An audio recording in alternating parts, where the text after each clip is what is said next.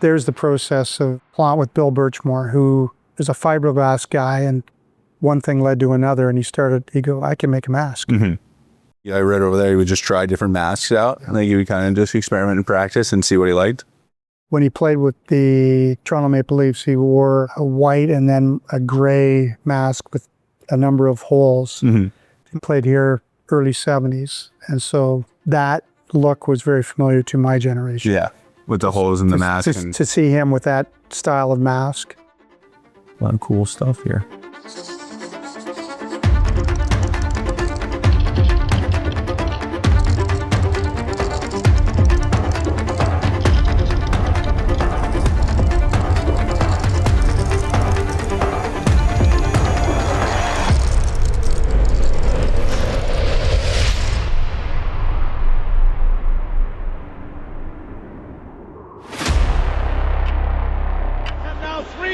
Against one Leaf.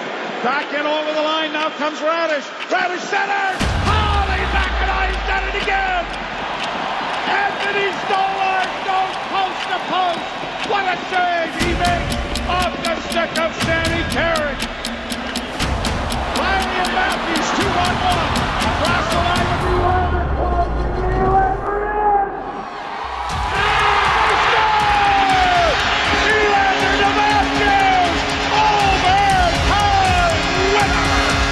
Kudos to the guys in front of me. They allowed me to see a lot of shots and just stay patient, stay with our game, and I got the 2 points. The Leafs get the win, courtesy of their goaltender.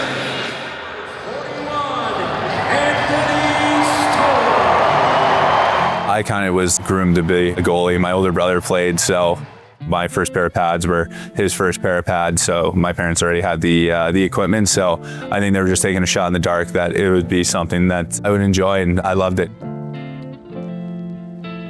I've honestly never been in here, so this is gonna be fun. It's gonna be interesting. Welcome. Come on in, guys. So this is the best kept secret in hockey. The museum downtown's got about 10% of all the artifacts, and the other 90% you'll see up here. Oh, really? Anything at all to do with hockey is preserved. Is in here? Yeah. Oh, wow. Yeah. Pretty wild. There's a lot of old twigs in here. 4,000 milestone and championship hockey sticks. I didn't realize that we were in the same building as all this stuff. Yeah. Just a cross section of masks that we have here on site.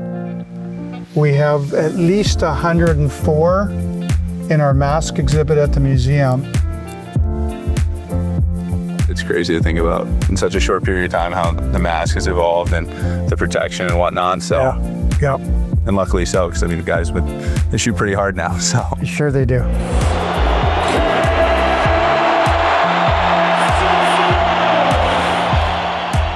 Well, as a kid, I always liked the great goalies who had great masks that were easy to see. Jerry Cheevers, Ken Dryden, Mike Palmetier, but the best and my favorite mask is Tony Esposito. Having a great mask turns into your personality. So my nickname was Cujo, and my mask personified kind of who I was on the ice. Off the ice, I was a pretty calm guy, but on the ice, I was very competitive and kind of like a mad dog. So my mask was very fitting for my on-ice personality. When you have a great piece of art like that on your face and your teammates love it, it's hard not to play good. What's that helmet for? My backup, I felt like using it because my brother was taking a beating. Is it for like a special game or something? No, it's just I like the blue one. I like the blue one too. you see it every day, you wear it every day. It's your armor, it protects you and your brain. So to be able to customize it and make it as personable as possible and have that connection with it is special for sure. And talked to my artist, Dave Art, and we kind of just went back and forth. And, you know, you kind of want to get something a little different, especially, like you said, I have the chrome. So, you know, I just kind of something that would stand out. And obviously having the blue, white, and silver touches into it kind of helps make it pop. But just trying to get something that kind of embodies the history of the Leafs. And for me personally, too, just to be able to look pretty cool. I think, you know, it was a sleek looking mask and I was extremely happy with it. It's Wedding Crashers. It's one of my favorite movies, so I thought it would just be something pretty cool to throw in there. A little motto that I like to follow. You always want to go out there and you want to try your hardest, so it's something that, you know, every time I touch the ice, it reminds me of that. I know my first mask was actually a street hockey mask, but you're not really facing too many hard shots when you're, 7, 8, 9 years old. The original ones were heavier, and they were very protective, but I have some neck issues today from carrying those masks around. So they got lighter and lighter and still the same protection. So I wish I had some lighter ones back in the day because my neck is, day to day, it feels it still. I can't believe they played with those. Only the goalies didn't wear masks. Well, you did the other night. That's a good point. That's probably wasn't my smartest decision. Well, it sure made you a hero amongst the bus, I'll tell you. Jeez. Yeah, I don't know how they did that back in the day, I'm not gonna lie. Now you appreciate the helmet even more. Oh, man. Michelli gives the puck away in front of the goal. Rugby a shot right on and stop. Now the pass in front of the goal. Wade mask is on. Oh, wow. But Stolarz lost his mask, and the referee did not blow the whistle. Yeah, definitely instinct takes over, and then you're kind of standing there and the shot's coming and you're always taught to play with the whistle. So you maybe get hit once, twice a game in the head with a puck, whether that be in warm-ups or in the actual game. So, you're kind of just rolling the dice and playing the odds that, it kind of goes somewhere else. So when you get hit in the face, the snaps actually pop. Then it just comes off. So you think you're Johnny Bauer in there and you continue to play and continue to make saves. Fear is a factor, but the adrenaline gets going a little bit more. And thankfully, I never took one off the face. You see the mask and the straps exploding, how it's able to absorb the impact of the puck and kind of get us going and keep us safe is probably the most important thing. We pulled this out because we heard that you're a fan of Martin Brodeur. Martin Brodeur, yeah. I loved Martin Brodeur's mask growing up. Obviously, I grew up a Devils fan, so being from Jersey and him having, NJ and representing the state, it was just always something I found fascinating. Big part of my childhood. It's kind of crazy how small it is. Like, I feel like, I use a pretty small stick for being such a big guy. Yeah, So I got the long arms, so I feel like, you don't want that hole in between your arm. But even just looking at this looks like something that, you would give to a 12-year-old, and let alone a guy who's played in the NHL, even all these sticks. It's crazy how, bottom heavy they are. I don't know how they played the puck with this. He was so good at it.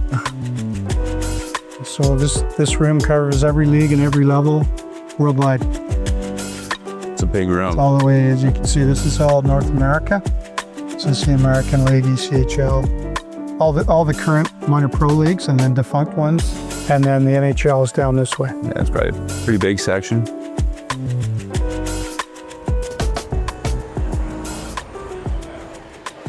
Great news for the Toronto Maple Leafs and Joesph Woll, because the Leafs announced today that goaltender Woll is rejoining the team and will resume team activities and on-ice participation as part of the return-to-play process.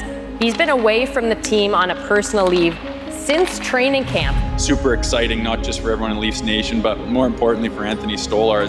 It's not Marty Brodeur back in the 90s where you're playing 65 games a year. They switch hit the schedule pretty heavily, and one of the great things about the Leafs right now is that they have two very competent goaltenders, which is a luxury not all teams have. As a competitor, every time you go out there, you want to win. It doesn't matter if you're playing Super Bowl against the other team or, you're playing an NHL game. You want to win and you want to beat them.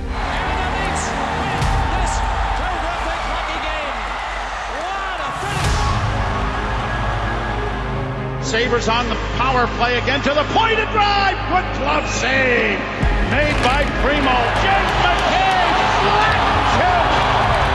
Tavares has a breakaway. He's in a goal. Goal! Holy mackerel!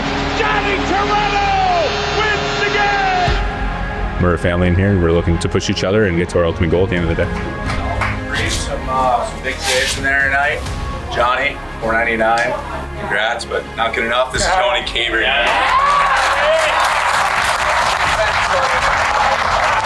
Good couple efforts here. Let's get a rest. Enjoy our Saturday night tonight. Go Jays.